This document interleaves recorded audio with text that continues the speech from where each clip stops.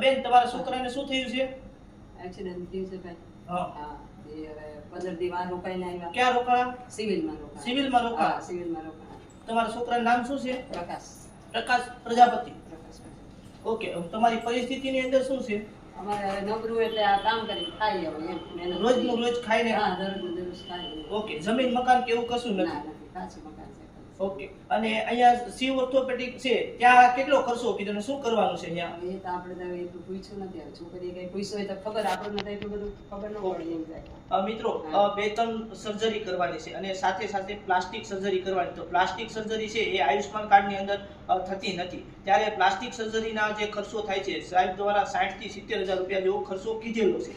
અને પ્લસ કે સાહેબ દ્વારા શિવ ઓર્થોપેડિક ડોક્ટર દ્વારા જે 15 દિવસ ત્યાં તો અત્યારે દાખલ છે તેમનો 1 પણ રૂપિયો રૂમ ચાર્જ થી લઈને કોઈ ચાર્જ લેતા નથી. પ્લસ કે હજી પણ 15 દિવસ રહેવું પડે છે, પછી પ્લાસ્ટિક સર્જરી કરવાની છે તો તેનો પણ ખર્ચો લેતા નથી. એ સાહેબ દ્વારા પણ ઘણો સપોર્ટ કરવામાં આવે છે.